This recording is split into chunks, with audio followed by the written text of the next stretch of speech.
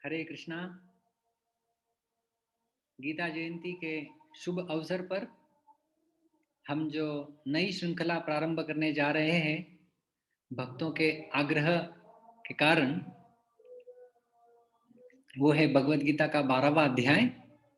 और आज के इस पवित्र और पावन अवसर पर हम उसे शुरू करने जा रहे हैं। उस बात का हमें भरपूर आनंद हो रहा है। तो हम शुरू करते हैं प्रार्थना से। प्रपन्न पारिजाताय तोत्र वेत्रैकपाणये ज्ञानमुद्राय कृष्णाय गीतामृतदुहे नमः। ॐ अज्ञानतिमिरान्धस्य ज्ञानाञ्जनशलाकया चक्षुरोन्मीलितं येन तस्मै श्रीगुरवे नमः। नमः ॐ विष्णुपादाय कृष्णप्रेष्ठाय भूतले श्रीमते भक्तिवेदान्त स्वामिन् इति नामिने। नमस्ते सारस्वते देवे गौरवाणी प्रचारिणे निर्विशेष शून्यवादी पाश्चात्य देशतारिणे। जय श्री कृष्ण चैतन्य प्रभु नित्यानंद श्री अद्वैत गदाधर श्रीवास आदि गौर भक्त वृंद। हरे कृष्णा कृष्ण कृष्ण हरे हरे, हरे राम राम राम हरे हरे। हरे कृष्णा। तो हम सोचे कि पहले हम भगवत गीता के 12वें अध्याय का पठन कर लेंगे। ऐसे कई सारे भक्त होंगे जिन्होंने आज संपूर्ण भगवत गीता का पठन किया होगा। यदि जिन्होंने कुछ नहीं किया है तो अभी हम एक साथ, आप लोग म्यूट में ही, हम लोग सब साथ में बोल सकते हैं। तो पहले हम 12वें अध्याय का पठन कर लेंगे और उसके पश्चात हम आज की चर्चा प्रारंभ करेंगे। अथ द्वादशोऽध्यायः। अर्जुन उवाच एवं सततयुक्ता ये भक्तास्त्वां पर्युपासते ये चाप्यक्षरम् अव्यक्तं तेषां के योगवित्तमाः। श्रीभगवानुवाच मय्यावेश्य मनो ये मां नित्ययुक्ता उपासते श्रद्धया परयोपेता ते मे युक्ततमा मताः। ये त्वक्षरमनिर्देश्यम् अव्यक्तं पर्युपासते सर्वत्र गमचिन्त्यं च कूटस्थम् अचलं ध्रुवम्। सन्नियम्येन्द्रियग्रामं सर्वत्र समबुद्धयः ते प्राप्नुवन्ति मामेव सर्वभूतहिते रताः।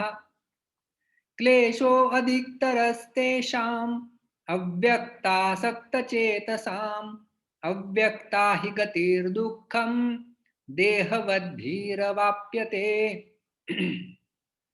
ये तु सर्वाणि कर्माणि मयि सन्न्यस्य मत्पराः अनन्येनैव योगेन मां ध्यायन्त उपासते तेषामहं समुद्धर्ता मृत्युसंसारसागरात् भवामि न चिरात् पार्थ मय्यावेशितचेतसाम्।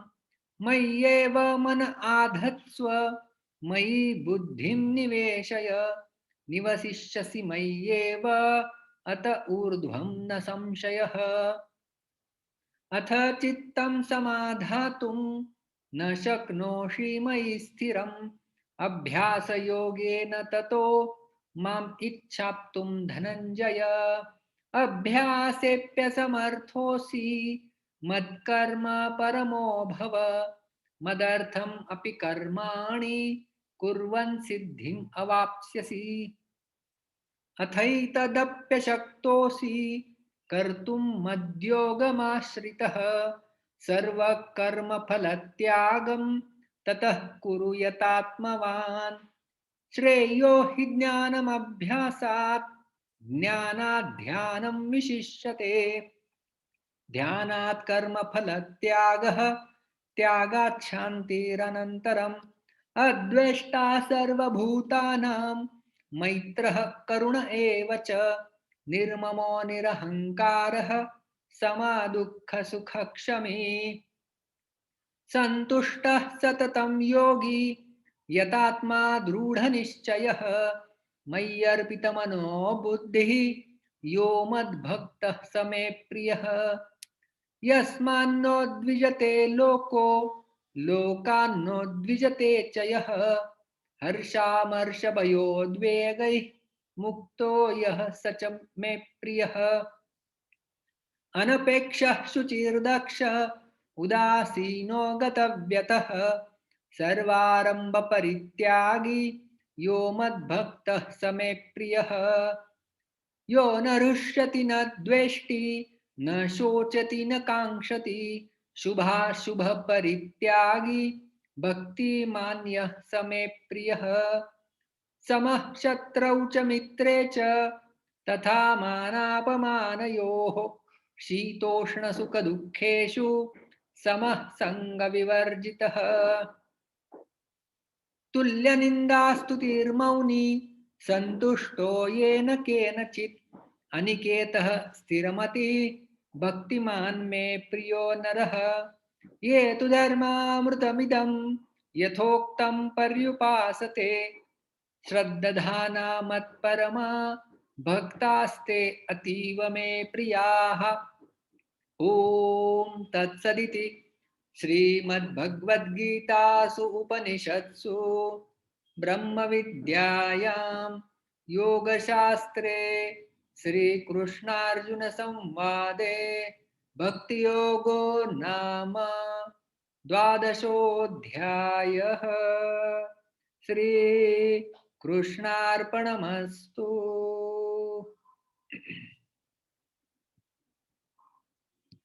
तो जैसा हमने कहा कि आज का तिथि बहुत ही विशेष है, जो मोक्षदा एकादशी। और यदि आप थोड़ा दक्षिण दिशा की ओर जाएंगे, तो जहाँ पर वैकुंठ एकादशी के नाम से ये बड़ा त्योहार दक्षिण भारत में मनाया जाता है।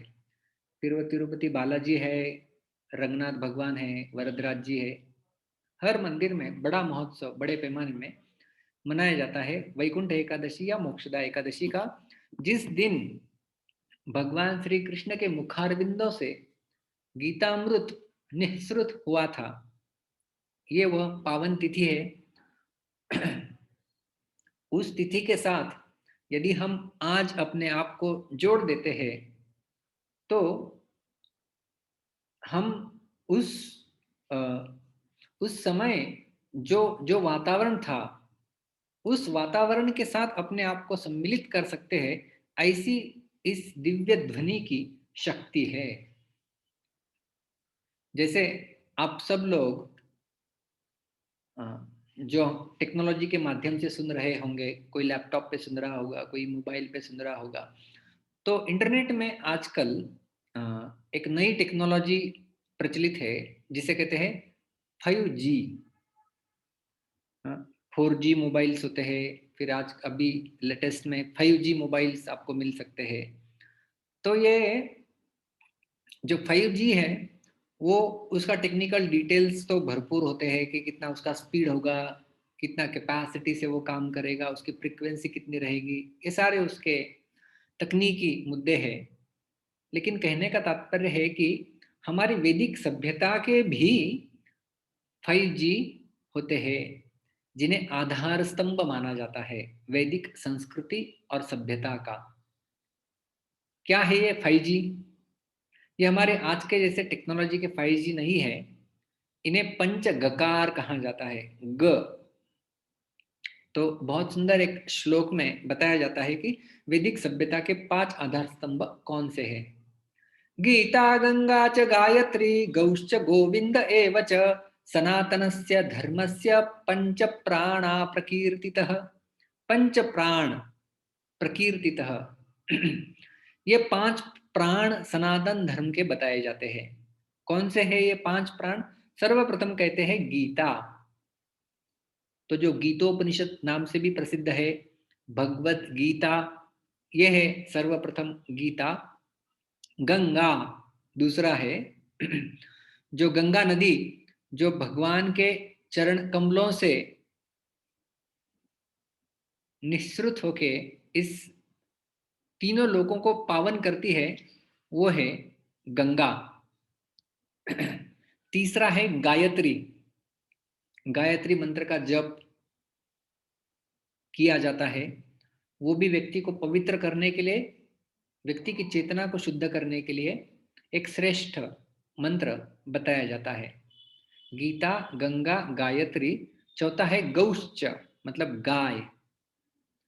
तो गाय भी हमारे वैदिक संस्कृति में एक महत्वपूर्ण आधार स्तंभ माना जाता है, और जिसके जिसके चलते संपूर्ण वैदिक सभ्यता खड़ी हो सकती है। और पांचवा है गोविंद, मतलब स्वयं भगवान श्री कृष्ण। तो उनकी थोड़ी सी उपासना, इसलिए जो गीता महात्म्य है शंकराचार्य द्वारा विरचित, उसमें वो कहते हैं कि भगवत गीता किंचित धीता, गंगा जललव कणिका पीता। तो कहते हैं कि कोई यदि थोड़ा सा भी भगवत गीता का किंचित धीता अध्ययन करते हैं, थोड़ा भी भगवत गीता का, गंगा जललव कणिका पीता, गंगा का जल थोड़ा भी यदि कोई व्यक्ति पान करता है, सकृदपि ये न मुरारी समर्चा, कोई एक बार भी मुरारी भगवान, मतलब भगवान श्री कृष्ण, इनके बारे में चर्चा करता है, क्रियते तस्य यमेन न चर्चा, यमराज उस व्यक्ति की चर्चा नहीं करते हैं। मतलब मृत्यु को वह व्यक्ति पार करके दिव्यत्व आध्यात्मिक संसार की ओर अग्रसर होने लगता है, केवल वो कहते हैं कि ये तीन चीजें करने से, भगवद गीता किंचित धीता, गंगा जल्लव कणिका पीता, सुकृत भी ये न मुरारी समर्चा। कोई थोड़ी भी भगवान मुरारी के बारे में चर्चा कर लेता है तो वैसे देखा जाए तो भगवद गीता की पावन करने की क्षमता और शक्ति और गंगा की पावन करने की क्षमता और शक्ति, इनकी तुलना करने का हमारा कोई अधिकार नहीं है। लेकिन फिर भी यदि हम लोग देखते हैं तो गंगा भगवान के चरणों से बह रही है, वो इतना लोगों को पावन करने की शक्ति और क्षमता रखती है। तो भगवत गीता जो भगवान कृष्ण के मुखारविंदों से बाहर आई है, उसके बारे में तो क्या कहना। गीता सुगीता कर्तव्या, किम अन्यत् शास्त्र विस्तरै, या स्वयं पद्मनाभस्य मुख पद्माद्विनिश्रिता। गीता महात्म्य में ही कहा गया है, गीता सुगीता कर्तव्या किम अन्य शास्त्र विस्तरे। यदि आपके पास भगवत गीता है जो भगवान श्री कृष्ण ने अर्जुन को सुनाई थी, तो किम अन्य शास्त्र विस्तर है, अन्य सारे विस्तार पूर्वक शास्त्रों की क्या आवश्यकता है। कुछ आवश्यकता नहीं है। क्यों, यदि ऐसा प्रश्न पूछा जाए तो कहते हैं कि या स्वयं पद्मनाभस्य मुख पद्माद्विनिश्रिता। अरे स्वयं भगवान पद्मनाभ, उनके मुखारविंद से निकली हुई ये गीता है। अरे वेद जिन्हें लोग इतना महान मानते हैं, वो तो भगवान के श्वासोच्छ्वास से निकले हैं केवल। भगवान श्वासोच्छ्वास करते हैं तो वेद बाहर आते हैं। जब भगवान साक्षात बोलेंगे तो उनके मुख से यदि कुछ बाहर आता है तो वो है भगवत गीता। तो भगवत गीता की पावन करने की क्षमता, लोगों की चेतना को उन्नयन करने की क्षमता कई मात्रा में अधिक है।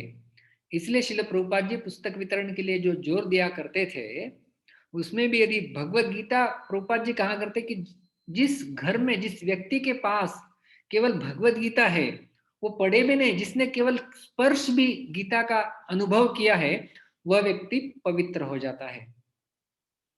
और जहां जहां जहां पर यह गीता है वहां पर यश निश्चित है। ये तो भगवत गीता का आखिरी श्लोक हम सब जानते हैं, यत्र योगेश्वर कृष्ण यत्र पार्थो धनुर्धरः तत्र स्त्रीर्विजयो भूतिर्ध्रुवा नीतिर्मतिर्मम। जहां जहां भगवान कृष्ण, ये जो तस्वीर में आप देख रहे हैं, और जहां जहां धनुर्धर अर्जुन जहां पर भी है, वहां पर यश, कीर्ति, ऐश्वर्य, नीति जरूर होगी, ऐसा मेरा मत है। ऐसा संजय भगवत गीता के आखिरी श्लोक में कहते हैं। तो इसलिए भगवत गीता का अध्ययन, पठन, पाठन हम लोगों को बहुत ही महत्वपूर्ण है। कई बार लोग कहते हैं कि भगवत गीता तो एक बहुत ही पुराना ग्रंथ है, आज की तारीख में क्या उसका क्या प्रयोग हो सकता है। तो मैं हमेशा कहता हूं कि जो ज्ञान है वह कभी पुराना नहीं होता है। और यदि कई हजारों वर्ष भी आज क्यों न बीते हो, उदाहरण के तौर पे देखिए सूर्य। सूर्य भी सृष्टि के निर्मिति से अभी तक चलते आ रहा है, लेकिन इस संसार को आज भी वो प्रकाशित कर रहा है।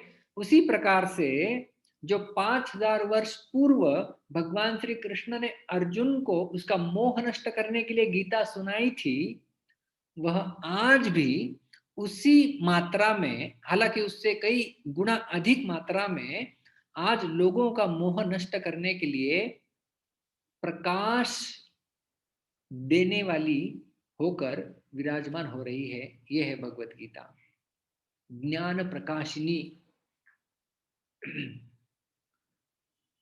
यहाँ पर एक तस्वीर दिखाई गई है, आप यदि गौर से देखेंगे तो आपको समझ में आएगा कि एक कार चल रही है और कई सारा अ, बारिश हो रहा है, तूफान है, आंधी है। तो उस समय जो आपकी कांच है वो धुंधली हो जाती है और आगे का आपको स्पष्ट नहीं दिखाई देता है। तो यदि जो कार है, आपकी जो गाड़ी है, उसकी गति, यदि मैं प्रश्न पूछूं कि किन तत्वों के ऊपर गाड़ी की गति निर्धारित होती है, तो आप कहेंगे हम लोग एक्सीलरेटर पे पैर दबाएंगे तो गाड़ी का गति नियंत्रण में आ जाता है। क्योंकि कोई और टेक्निकल जानता है तो वो कहेगा कि इंजन गाड़ी को गति प्रदान करता है। जी हाँ, ये सब घटक है गाड़ी की गति को बढ़ाने के लिए। लेकिन और एक घटक है जिसमें कोई दो राय नहीं होगी, वो घटक है स्पष्टता, क्लैरिटी। क्लैरिटी में दो प्रकार से हम लोग समझ सकते हैं। पहला है, जैसे मैं उदाहरण दे रहा हूं, धुंधलापन। कई यदि आप कसारा घाट से जा रहे होंगे सुबह सुबह ठंडी के मौसम में, तो कोहरा छाया हुआ रहता है और आपके 5 फुट 10 फुट आगे की गाड़ी भी आपको नहीं दिखाई देती, इतना घना कोहरा होता है। दिल्ली में भी आपने देखा होगा, वृंदावन में देखा होगा, इतना घना कोहरा सुबह सुबह। तो गाड़ी दिखती नहीं है तो अस्पष्ट है, इसलिए गति धीमी हो जाती है। और उसी प्रकार से दूसरा, यदि आपको कहाँ पर मोड़ लेना है गाड़ी चलाते समय, वह यदि ठीक से जानकारी नहीं है, यदि उसकी कि मुझे बाएं मुड़ना है कि दाएं मुड़ना है, वो यदि आपको पता नहीं है, तब भी उस समय भी आपकी गति धीमी हो जाती है कि नहीं? तो धीमी गति हो जाती है तो वो अस्पष्टता के कारण, एक तो कांच के ऊपर अस्पष्टता, या कहाँ पर जाना है वो रास्ते की अस्पष्टता। तो इसी प्रकार से आज एक आधुनिक जीवन शैली ने लोगों के जीवन को गति प्रदान की है, लेकिन भगवत गीता आदि ग्रंथ हमारे जीवन में स्पष्टता लाते हैं कि क्या करना चाहिए क्या नहीं करना चाहिए, वो हमें समझाते हैं। इसलिए गीता का 16वां अध्याय जिसका शीर्षक है दैवासुर संपद विभाग योग, उसके निष्कर्ष में भगवान कृष्ण कहते हैं, तस्मात् शास्त्रम प्रमाणम ते कार्याकार्य व्यवस्थितौ ज्ञात्वा शास्त्र विधानोक्तम कर्म कर्तुम इहार्हसि। तस्मात् शास्त्रम प्रमाणन्ते, शास्त्रों को प्रमाण रखते हुए कार्य अकार्य क्या करना चाहिए क्या नहीं करना चाहिए उसे समझो, और उसके आधार पर तस्मात् शास्त्रम प्रमाणन्ते, शास्त्रों को प्रमाण मानो, कार्य कार्य ज्ञात्वा शास्त्र विधानोक्तम, और शास्त्रों के विधानों को जानकर कर्म कर्तुम इह अर्हसि, आपको कर्म करना चाहिए। और तीसरे अध्याय में भी वो कहते हैं ना कि कर्मणो हि बोद्धव्यम बोद्धव्यम च विकर्मणः अकर्मणश्च बोद्धव्यम, ये जानना चाहिए कर्म क्या है, अकर्म क्या है, विकर्म क्या है, ये सब जानना चाहिए। और वो गीता सबके बारे में ज्ञान परिपूर्ण रूप में प्रस्तुत करती है, इसलिए उसे ज्ञान प्रकाशिनी भी कहा जाता है। तो जितना हम लोग अधिक भगवत गीता के बारे में सुनेंगे पढ़ेंगे, जिसे हम लोग कहते हैं read Bhagavad Gita, release Bhagavad Gita, realise Bhagavad Gita and radiate its light, the 4 R। सबसे पहले रीड भगवत गीता, आप भगवत गीता का अध्ययन कीजिए, पढ़िए। फिर अगला है रियलाइज, आप उसको अनुभूत कीजिए, साक्षात्कार कीजिए उसका। और रेडिएट इट्स लाइट, फिर उसका आप प्रचार कीजिए, दूसरों के जीवन में देने का प्रयास कीजिए। क्योंकि गीता के 18वें अध्याय में ही भगवान कृष्ण कहते हैं न च तस्मान मनुष्येषु कश्चिन में प्रियकृतमः भविता न च में तस्मात् अन्यः प्रियतरो भुवि। ऐसा इस धरातल पर कोई मेरा प्रिय न हुआ है, न है और न होगा, जो इस ज्ञान को दूसरों तक पहुंचाता है। तो ये बहुत ही महत्वपूर्ण हमारा कर्तव्य है कि भगवत गीता को पढ़े और उसे समझे और अपने जीवन में आचरण करे। तो यह स्पष्टता हमें यह ग्रंथ दिलाता है। और ये धर्म ग्रंथ माना जाता है। क्यों धर्म ग्रंथ है? शब्दों को ही देख लीजिए। भगवत गीता के पहले अध्याय का पहला श्लोक, धर्म क्षेत्रे कुरुक्षेत्रे, उसकी शुरुआत होती है ध वर्ण से। और आखिरी अध्याय 18वें अध्याय का आखिरी श्लोक 78वां, उसमें जो हमने देखा था, यत्र योगेश्वरः कृष्णो यत्र पार्थो धनुर्धर तत्र श्री विजयो भूतिर्ध्रुवा नीति मतिर्मम, तो उसका आखिरी वर्ण है म। तो शुरुआत का वर्ण है ध, आखिरी वर्ण है म, तो बन जाता है धर्म। तो ये धर्म ग्रंथ है और हमें इसका अपने जीवन में आचरण करना सीखना चाहिए। भगवत गीता का बैकग्राउंड तो हमें संपूर्ण पता है कि किस प्रकार से अर्जुन के जीवन में यह स्पष्टता आ जाती है। सर्वप्रथम पहले अध्याय में तो अर्जुन विचलित थे। वे पतुश्च शरीरे में रोम हर्षश्च जायते गांडीवं स्रंसते हस्तात्वक्चैव परिदह्यते, मेरे हाथ से गांडीव छूट रहा है, पसीना पसीना हो रहा हूं, त्वचा मेरी जल रही है, मेरा मुख सूख रहा है, मेरा भ्रमति वच में मन, मेरा मन भ्रमित हो रहा है, क्या करना चाहिए मैं समझ में नहीं आ रहा हूं। इसलिए विसृजम सचरम चापम शोक संविघ्न मानस, अर्जुन का एक ऐसा चित्र भी आपने देखा होगा कि अपने माथे के ऊपर हाथ मार रहे हैं और धनुष छोड़ दिया है। और उस अवस्था में अर्जुन भगवान श्री कृष्ण की शरणागति स्वीकार कर लेते हैं। कार्पण्य दोषोपहत स्वभाव पृच्छामि त्वां धर्म सम्मूढ़ चेता, यच्छ्रेयस्यानिश्चितं ब्रूहि तन्मे शिष्यस्ते हम शाधि मां त्वां प्रपन्नम। यहाँ पर कार्पण्य दोष मुझे लग रहा है, अर्जुन कहते हैं कि संभ्रमित हूं मैं, धर्म सम्मूढ़ चेता, धर्म के बारे में मैं अभी कुछ जानता नहीं हूं, इसलिए पृच्छामि त्वाम, मैं आपको पूछ रहा हूं क्या, यह श्रेय जो मेरे लिए अच्छा है, श्रेयस्कर है, उसे निश्चित रूप से ब्रूहि, उसे बताइए आप मुझे। शिष्यस्ते हम शाधि माम त्वाम प्रपन्नम, मैं आपका शिष्य बन जाता हूं और आपको शरणागत हो रहा हूं, आप मुझे कृपया उपदेश दीजिए। और भगवान श्री कृष्ण ने फिर दूसरे अध्याय के 11वें श्लोक से जो उपदेश देना प्रारंभ किया, वो 18वें अध्याय तक चलता है। वो भगवत गीता का प्रमुख संदेश वहां पर पाया जाता है।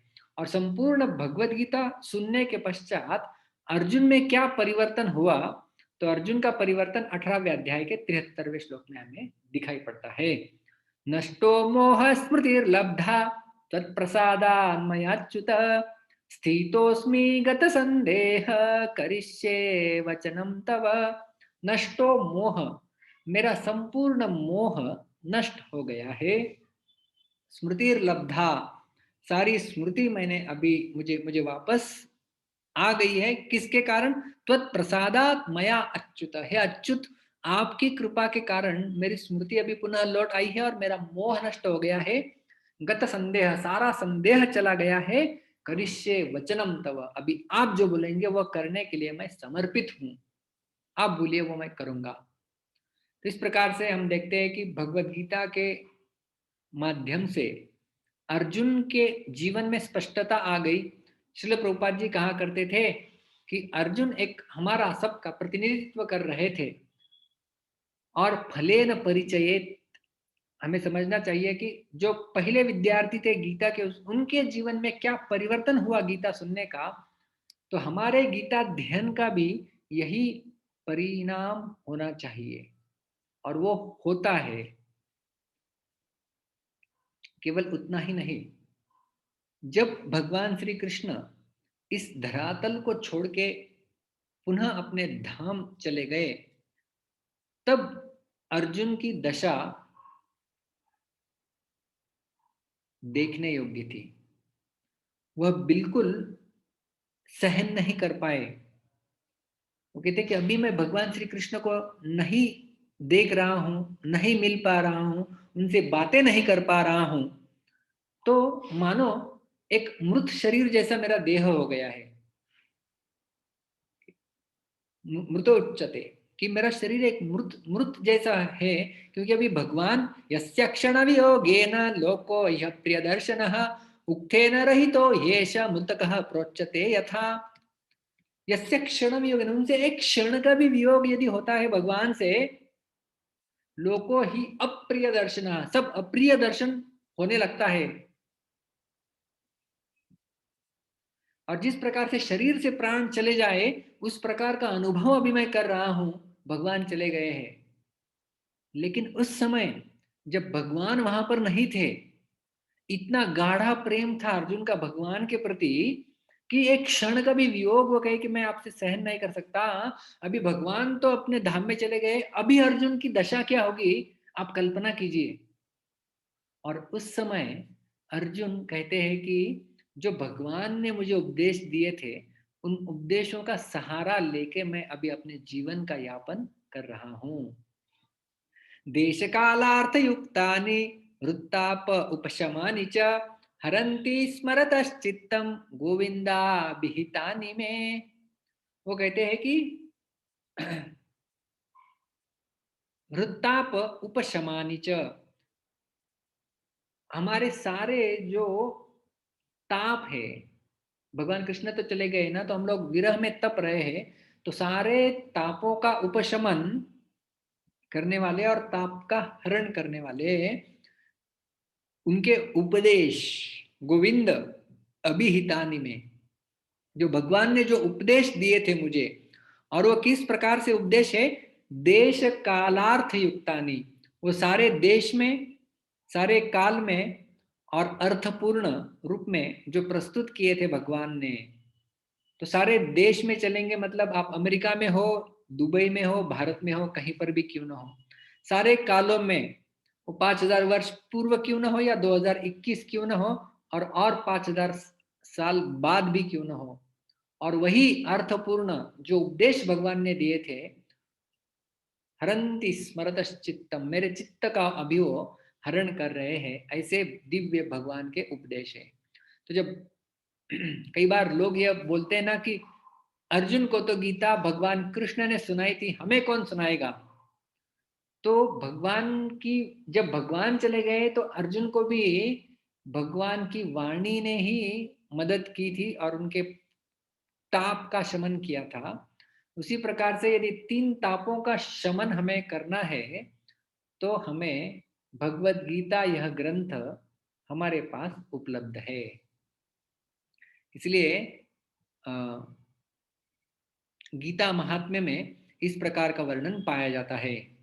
गीता शास्त्रमिदं पुण्यम यः पठेत् प्रयतः पुमान् विष्णोपादमवाप्नोति भयशोकादिवर्जितः। गीता शास्त्रम इदं पुण्यम, यह बिल्कुल शुद्ध गीता, यह शास्त्र है पुण्यमयी।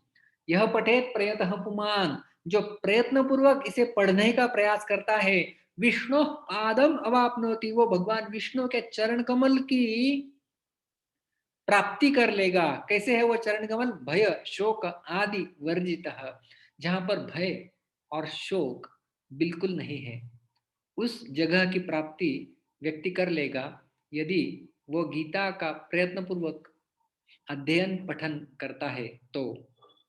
और भी गीता महात्म्य में कहा गया है, मल निर्मोचनम पुंसाम जल स्नानम दिने दिने सकृत गीतामृत स्नानम संसार मलनाशनम। जिस प्रकार से हम लोग हमारी रोजमर्रा की जिंदगी में, जीवन में जब प्रवास करते हैं, प्रवास नहीं भी करते, एक जगह बैठे, फिर भी हमारा शरीर के ऊपर धूल जड़ जाती है, कपड़े मैले हो जाते हैं, तो हम लोग क्या करते हैं? जल स्नानम दिने दिने, हम लोग हर रोज जल से स्नान करते हैं। किसके लिए? मल निर्मोचनम, मल से मुक्त होने के लिए हम लोग जल से हर रोज स्नान करते हैं। उसी प्रकार से कहा जाता है सकृत गीतामृत स्नानम संसार मलनाशनम। इस संसार के जन्म मृत्यु रूपी चक्र में जो अटके हुए हैं और उसका जो मल आत्मा के ऊपर चढ़ा हुआ है, उसके लिए, उसे साफ करने के लिए हमें गीतामृत में स्नान करना आवश्यक है। तो यह है गीतामृत। और किस प्रकार का गीतामृत है उसके बारे में भी गीता महात्म्य कहता है, सर्वोपनिषदो गावो दोग्धा गोपाल नंदन पार्थो वत्स सुधीर्भोक्ता दुग्धम गीतामृतम महत्। सर्व उपनिषदों गाओ, भगवत गीता वो कहते हैं कि सारे उपनिषदों का सार, सारे उपनिषद वो तुलना करते हैं एक गाय के समान है। और गाय का सार किस में आता है? तो दूध में आता है। तो सारे उपनिषद, न केवल उपनिषद, सारा वैदिक वांग्मय जो है वो गाय के साथ तुलना की जाती है। और गाय का दूध निकलने वाला होता है वो है गोपाल, दुग्धा गोपाल नंदन। भगवान श्री कृष्ण एक ग्वाल बाले के रूप में यहाँ पर प्रस्तुत हो रहे हैं और दूध निकाल रहे हैं। गाय दूध तभी देती है जब वत्स सामने होता है। तो यहाँ पर वत्स कौन है? पार्थो वत्स सुधीर भोक्ता, दूध का भोक्ता करने वाले वो है पार्थ। अर्जुन का एक और नाम है पार्थ। और जो गाय है बछड़ा, गाय है उपनिषद, बछड़ा है अर्जुन, और भगवान श्री कृष्ण है गोपाल, वो दूध निकलने वाले। और दूध क्या है? दुग्धम गीतामृतम महत्, वो जो दूध है वह गीतामृत है। तो जिस प्रकार से गाय का निकला हुआ दूध, उसे जब हम पीते हैं तो हमारे शरीर का पोषण होता है, उसी प्रकार से जब हम भगवत गीता का अध्ययन करते हैं, हमारे आध्यात्मिक बुद्धि का पोषण हो सकता है। तो इसलिए हमें इस ग्रंथ का अध्ययन करना चाहिए, उसे रिलीज करना चाहिए। इसलिए जो मैंने 4R बताए थे उसमें पहला था रीड, सेकंड है रेलिश, उसका आप आस्वादन कीजिए। दूध का हम आस्वादन करते हैं, उसमें मिश्री डालते हैं, उसमें केसर डालते हैं। उसी प्रकार से भगवत गीता जब हम पढ़ते हैं तो उसमें अन्य आचार्यों की टीका, उत्प्रेक्षा, अन्योन्य अर्थ प्रकट होते हैं। उनके माध्यम से हम उसका उत्कर्ष बढ़ाते हैं और उसका रसास्वादन करते हैं। तो रीड, रिलिश, रियलाइज, उसका साक्षात्कार करना है, एंड रेडिएट इट्स लाइट, उसके प्रकाश को और जगत में फैलाना है। और इसलिए भगवान श्री कृष्ण कहते हैं कि जो व्यक्ति ये गीता का अध्ययन कर रहा है, उसके बारे में भगवान कहते हैं 18वें अध्याय के लगभग आखिरी कुछ श्लोक में, अद्देश्यते च य इमं धर्म्यं संवादमावयोः ज्ञान यज्ञेन तेनाहम् इष्टः स्यामिति मे मतिः। इस श्लोक का अर्थ मैं तो बताऊंगा ही, लेकिन ये श्लोक हम लोग समझने जा रहे हैं। हम थोड़ा, ये तो गीता जयंती के उपलक्ष्य पर चर्चा हो गई। तो जो हमारी श्रृंखला शुरू हुई है भगवत गीता का 12वां अध्याय, उसमें हम लोग क्या करने वाले हैं। तो गीता में जो 700 श्लोक है 18 अध्यायों में विभाजित, उन श्लोकों को यदि हमें और अच्छे से समझना है तो श्लोकों को किस प्रकार से समझा जाता है, तो इस प्रकार से समझा जाता है। श्लोकों में पद विभाग होता है, एक एक शब्द का विच्छेदन करके सामने रखा जाता है। उनकी संधि होती है, जब श्लोक उच्चारण किया जाता है तो संधि युक्त शब्दों का प्रयोग होता है। शब्दों जब एकत्रित आते हैं तो उन्हें संधि कहा जाता है। उन शब्दों का अर्थ होता है, वो है शब्दार्थ। उनका उच्चारण करने का एक विज्ञान होता है, तो उनका ये हो गया उच्चारण। और अन्वय, अन्वय का अर्थ है कि जो श्लोक में जो शब्दों की रचना की गई है वो पद्य के रूप में की जाती है, उसे हम लोग गद्य के रूप में परिवर्तित करके जब अनुवादित करते हैं, अनुवादित नहीं, उसे जब उसकी रचना करते हैं उसे कहते हैं अन्वय। तो जिन लोगों ने या जिन भक्तों ने हमारा 15वें अध्याय का पुरुषोत्तम मास में सुना होगा, वो लोग स्मरण, उनके स्मरण में होगा कि किस प्रकार से हमने संपूर्ण 15वां अध्याय जो है वो अन्वय करके सीखा हुआ है, उसका उच्चारण सीखा है। और इसी धरती में हम हमारा 12वां अध्याय भी समझने वाले हैं, और यह समझने का हम लोग कुछ प्रयास करने वाले हैं। तो ये जो श्लोक हमने अभी लिया था, तो उसी श्लोक को अन्वय के रूप में हम प्रस्तुत करेंगे। आपको समझ में आएगा अन्वय क्या होता है, और उसके कारण हमें श्लोक कैसे समझ में आता है, तो वो हम समझ सकते हैं। तो ये जो श्लोक हम लोग ले रहे हैं, उदाहरण के लिए ये श्लोक हम लोग गीता के अध्ययन का महत्व के लिए ले रहे हैं, और उसमें भी हम लोग अन्वय के रूप में कैसे समझने वाले हैं उसकी हम लोग चर्चा कर रहे हैं। अध्यक्षते च य इमं धर्म्यं संवादमावयोः ज्ञान यज्ञेन तेना हम इष्टः स्याम इति मे मतिः। तो कोई वॉलंटियर करना चाहेंगे तो हैंड रेज कर सकते हैं आप में से कोई, तो हम एक एक शब्द का भी उच्चारण कर सकते हैं। कदम, कदम जी मैंने आपको अनम्यूट किया है। प्रणाम। हरे कृष्णा। तो यहाँ पर हम लोग एक एक शब्द मैं दोहराऊंगा, उसके पीछे आप दोहराइए, ताकि सब लोग, आप लोग भी दोहराइए, क्योंकि आज गीता जयंती एक बहुत ही पावन अवसर है। इस अवसर पर यदि आप गीता का संपूर्ण गीता नहीं पढ़ सकते तो कहा जाता है कि कम से कम कुछ अध्याय तो पढ़ने चाहिए। नहीं पढ़ सकते तो कम से कम एक अध्याय तो पढ़ना चाहिए। वो नहीं पढ़ सकते तो कम से कम एक श्लोक तो पढ़ना चाहिए। वो नहीं पढ़ सकते तो कम से कम आधा श्लोक तो पढ़ना चाहिए। आधा श्लोक भी नहीं पढ़ सकते तो कम से कम एक शब्द का तो उच्चारण करना चाहिए। आपका शुद्धिकरण हो जाएगा। तो इसलिए आप सब, मैंने केवल एक व्यक्ति को अनम्यूट किया है, लेकिन आप सब लोग मेरे पीछे या पंकज, कदम जी, इनके साथ आप इसका उच्चारण कर सकते हैं। अ, सबसे पहले एक एक शब्द का हम उच्चारण करेंगे।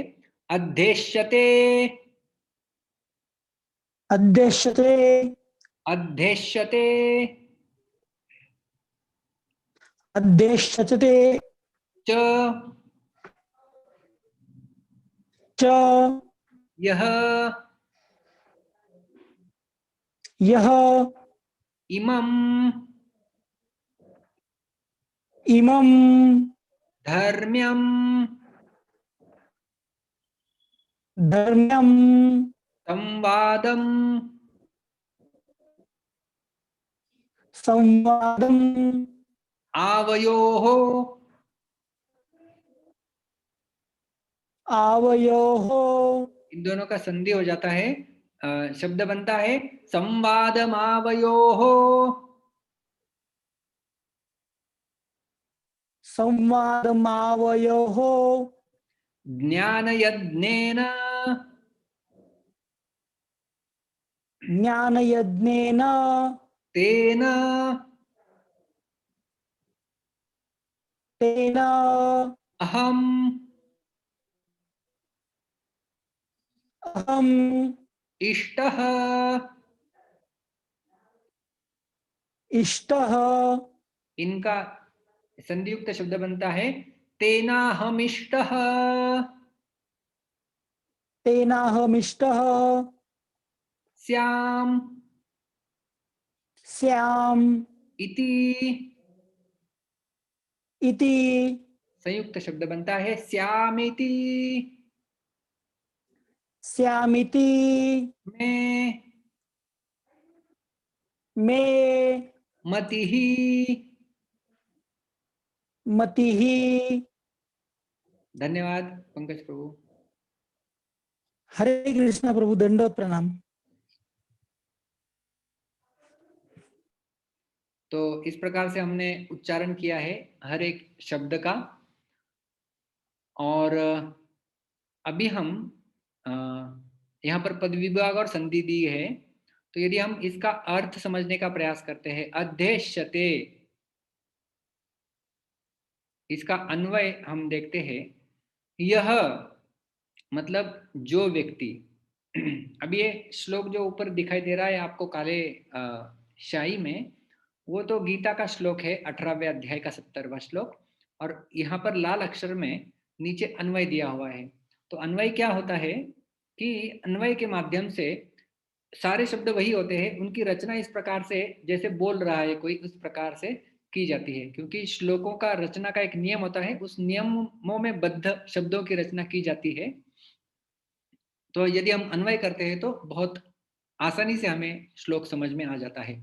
यह मतलब जो व्यक्ति, ये यहाँ पर यह है, यह के बाद ई आ जाता है, इसलिए वो विसर्ग है उसका लोप हो जाता है। तो वो संधि का नियम है। यह मतलब जो व्यक्ति, भी, च का अर्थ है भी, आवयोहो, आवयोहो का अर्थ है, ये षष्ठी विभक्ति में है। मम, आप समझते हैं ना, यज्ञ करते हुए हम लोग बोलते हैं इदम न ममः, ये मेरा नहीं है। इदम ब्रह्मणि इदम न मम, ये ब्रह्मणि, ये ब्रह्मण तत्व है का है, ये मेरा नहीं है। तो मम मतलब मेरा, आवयोहो मतलब हम दोनों का, मम आवयोहो अस्माकम, अस्माकम मतलब हम सब का।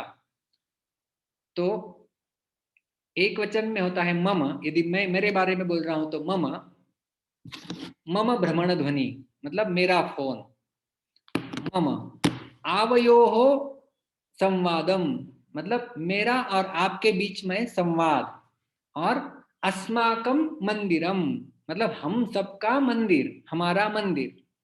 तो आवयोहो मतलब दो लोगों के बीच में चल रहा है क्या, संवादम।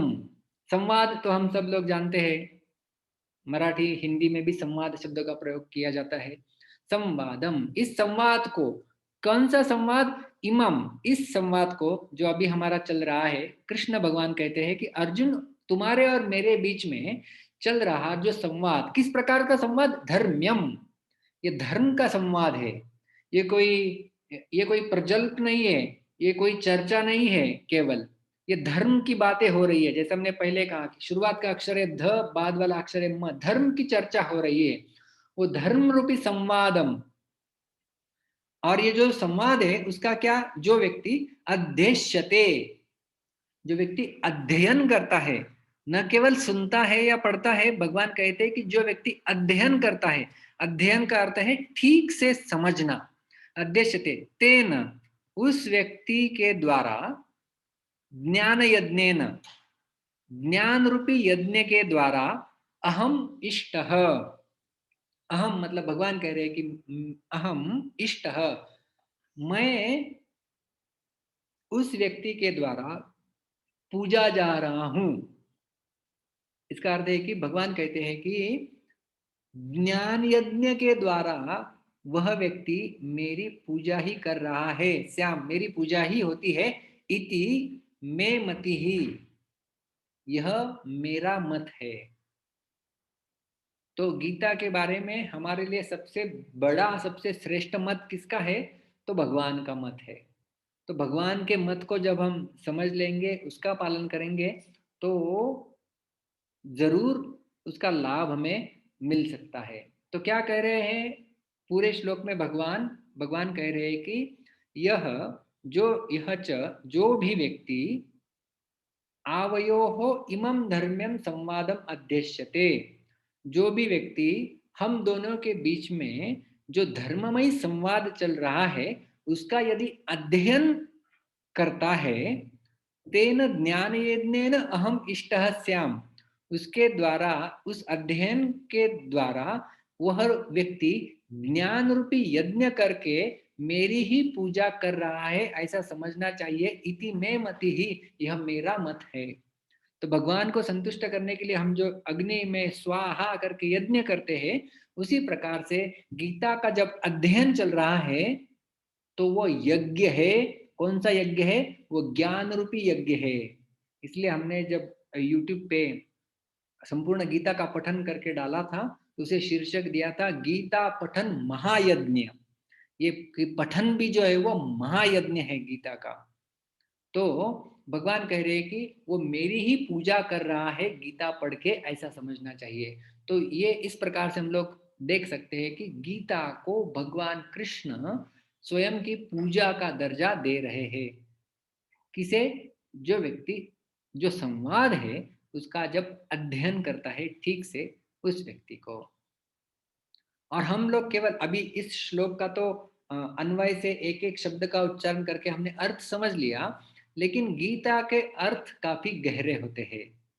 और इसके लिए उदाहरण हम लोग हमेशा देते हैं कि जैसे आपके छाती का एक्सरे किया जाए और वह एक्सरे फोटोग्राफ यदि आपके सामने प्रस्तुत की जाए तो आपको उसमें से कुछ नहीं समझेगा, यदि आप डॉक्टर नहीं है तो।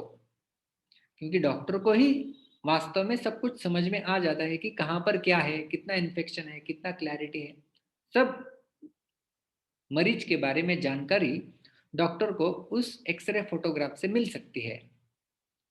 और वह बारकाई से देख के जान सकता है कि बीमारी कहाँ पर है, या उसे पढ़ सकता है, समझ सकता है। हम लोग भी एक्सरे को देखेंगे लेकिन हमें उसमें से कुछ समझ में नहीं आएगा। तो इसी प्रकार से गीता के श्लोक जो है वो हम लोग पढ़ सकते हैं, लेकिन उनके गहराई में जो अर्थ छिपा हुआ है उसे समझने के लिए हमें बहुत बड़े डॉक्टर की आवश्यकता होती है। और जो सारे टीकाकार है वो डॉक्टर का कार्य करते हैं। और उसमें आद्य टीकाकार कोई है तो वो है श्रीधर स्वामी। इसलिए उनके बारे में कहा जाता है, भगवान कहते हैं स्वयं, अहम वेद्मि शुको वेत्ति व्यासो वेत्ति न वेत्ति वा श्रीधर सकलम वेत्ति श्री नरसिंह प्रसादतात। नरसिंह भगवान के उपासक थे बहुत बड़े। और अहम वेद्मि, भगवान कहते हैं कि मैं सब कुछ जानता हूँ। शुको वेत्ति, सुखदेव गोस्वामी सब कुछ जानते हैं। व्यासो वेत्ति न वेत्ति वा, व्यासदेव को पता है कि नहीं मुझे पता नहीं। हालांकि व्यासदेव जी ने सब लिखा है, लेकिन वो भगवान कह रहे कि व्यास जी को पता है कि नहीं पता नहीं। श्रीधर सकलम वेत्ति, श्रीधर स्वामी सब कुछ जानते हैं। किसके कारण? श्री नरसिंह प्रसादतात, नरसिंह भगवान की कृपा उनके ऊपर है, इसलिए वो सब कुछ सारे अर्थों को अच्छे से जानते हैं। इसलिए हम जो 12वें अध्याय की चर्चा करेंगे उसमें श्रीधर स्वामी की प्रमुख रूप से टीका, उसके साथ साथ शिल प्रभुपाद जी की प्रमुख रूप से टीका, और उसके साथ साथ कई सारे हमारे विश्वनाथ चक्रवर्ती ठाकुर, बलदेव विद्याभूषण, इनके द्वारा जो अर्थों को उद्घाटित किया है, प्रकाशित किया है उस माध्यम से। और वो भी 21वीं सदी में न केवल समझना, लेकिन उसका अपने जीवन में पालन किस प्रकार से करना, वो भी हम लोग सीखने जा रहे हैं। तो यदि हम लोग 12वें अध्याय का अध्ययन प्रारंभ करने जा रहे हैं तो सबसे पहले होता है, इसे कहते हैं बर्ड्स आई व्यू, कि ऊपरी सतह पर अवलोकन। जैसे यदि हमें किसी अ, ग्राम के अंदर प्रवेश करना है तो यदि हम लोग ऊपर से जाए और नीचे देख लेंगे तो सब समझ में आ जाता है कहाँ पर क्या है। और फिर बाद में नीचे की गलियों में जब हम घूमेंगे तब और गहराई में पता चलेगा कहाँ पर क्या था। तो उसी प्रकार से 12वें अध्याय को यदि हम लोग ऊपरी सतह से देखते हैं तो छंद के दृष्टिकोण से यदि हमें देखना है तो 12वां अध्याय उसका शीर्षक भी बहुत महत्वपूर्ण है। वो है भक्ति योग। शीर्षक ही भक्ति योग है।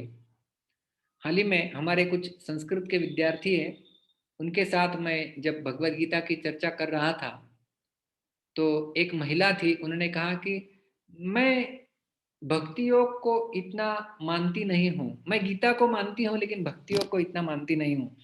तो मैंने कहा कि गीता में 12वें अध्याय का शीर्षक ही है भक्ति योग, और किस प्रकार से भक्ति की श्रेष्ठता वहां पर भगवान श्री कृष्ण ने स्थापित की है।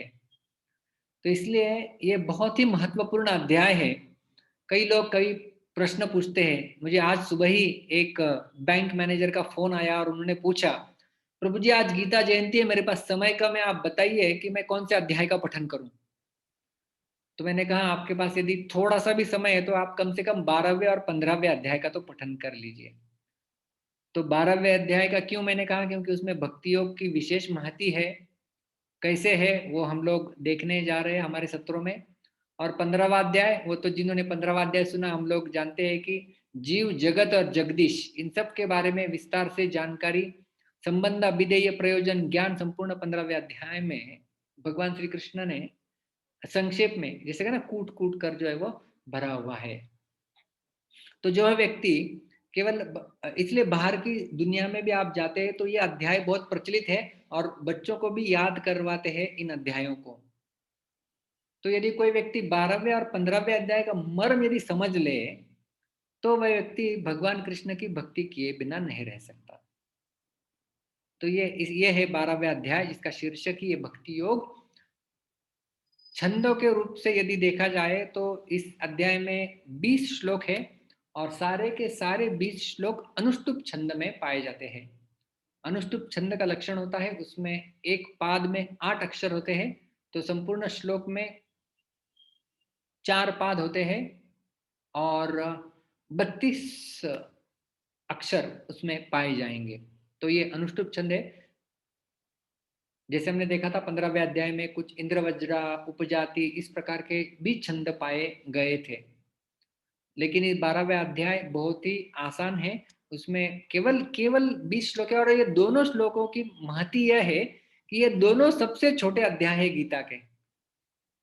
इससे छोटा अध्याय नहीं मिलेगा आपको। और केवल दो ही अध्याय है जिसमें 20-20 श्लोक है, 12वें में भी और 15वें में भी। और फिर बाकी अध्याय में अलग अलग श्लोक आपको पाए जाएंगे। सबसे बड़े अध्याय दूसरा अध्याय और 18वां अध्याय सबसे बड़े अध्यायों में उनकी गणना की जाती है। 72 श्लोक दूसरे अध्याय में, 78 श्लोक 18वें अध्याय में सबसे बड़े अध्याय। और सबसे छोटे कोई है तो वो है 12वां और 15वां। तो इसलिए मैंने उस बैंक मैनेजर से कहा तो आप कम से कम 12वां और 15वां तो पढ़ लीजिए यदि आपको थोड़ा समय मिल जाता है तो। और इस अध्याय का अवलोकन के रूप में हम देख सकते हैं कि जो 20 श्लोक है उनका विभाजन इस प्रकार से किया गया है। तो पहले जो 7 श्लोक है वहां पर अव्यक्त की उपासना की तुलना में भक्ति की श्रेष्ठता किस प्रकार से है उसकी स्थापना भगवान करेंगे। श्लोक संख्या 8 से लेकर 12वें श्लोक तक जो उपासना है भगवान की उसके अलग अलग अलग स्तर भगवान श्री कृष्ण बताएंगे कि उपासना के विविध स्तर। भगवान कहते हैं कि सबसे पहले आप यह करो।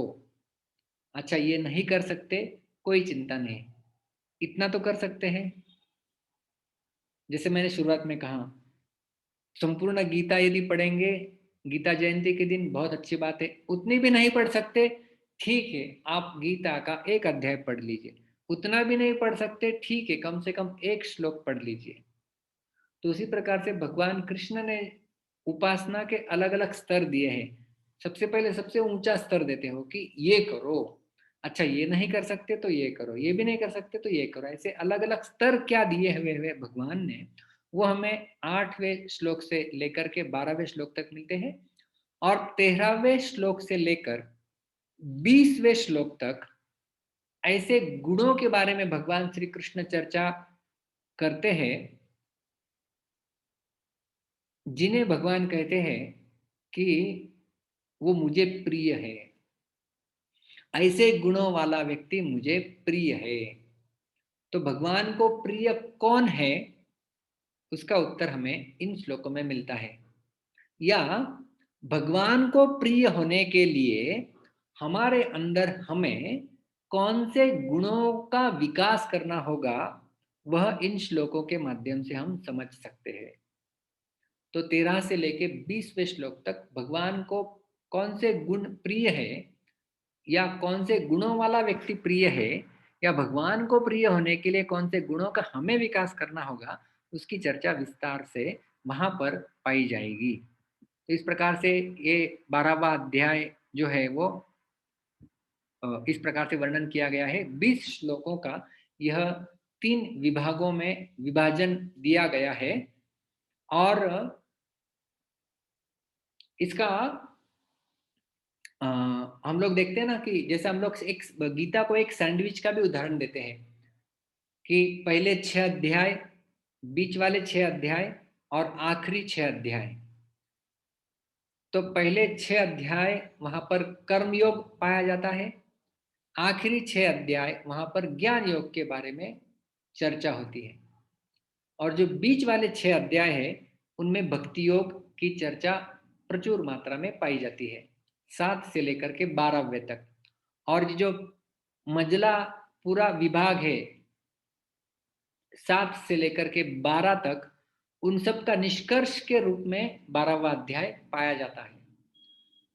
तो यह भक्ति योग का जो विभाग है उसका भी यदि हम कहें कि निचोड़ या सार या निष्कर्ष के रूप में यह 12वां अध्याय पाया जाता है, इसलिए भी उसकी काफी महती है। तो इस प्रकार से हमने आज गीता जयंती के उपलक्ष्य पर भगवद गीता का अध्ययन क्यों महत्वपूर्ण है हमारे लिए उसकी चर्चा की और किस प्रकार से ये जो 12वां अध्याय और उसका ही हमने चयन क्यों किया हुआ है। ये महीना भी बहुत विशेष है, मार्गशीर्ष महीना है।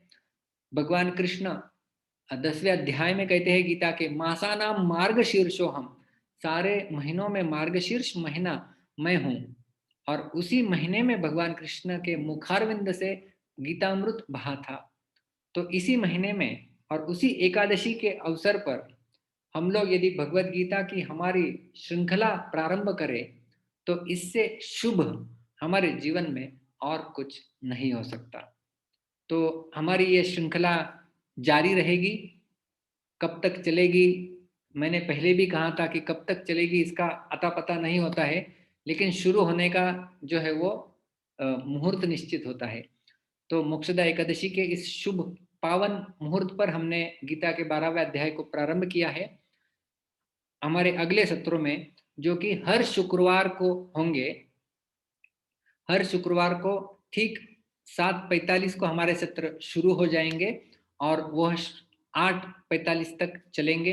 1 घंटे का सत्र होगा, उसमें हम संपूर्ण 12वां अध्याय का पठन करेंगे और एक एक श्लोक को अन्वय के माध्यम से समझने का प्रयास करेंगे और उनके टीकाओं के द्वारा उसका स्पष्टीकरण देने का प्रयास करेंगे। आप सभी का मनःपूर्वक धन्यवाद देना चाहेंगे कि आप इस पावन अवसर पर जो है वो यहाँ पर आए और हमारे साथ जुड़े हुए हैं और जुड़े रहने के लिए सबका बहुत बहुत धन्यवाद। हरे कृष्णा। किसी का कोई प्रश्न है तो आप हाथ ऊपर कर सकते हैं।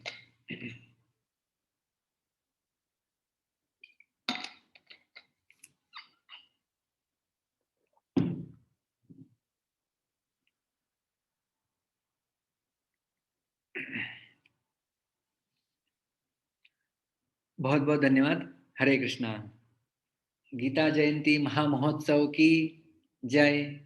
ग्रंथराज श्रीमद् भगवद गीता की जय। श्रील प्रभुपाद की जय। हरे कृष्णा। मिलेंगे अगले शुक्रवार को ठीक 7:45 बजे। हरे कृष्ण।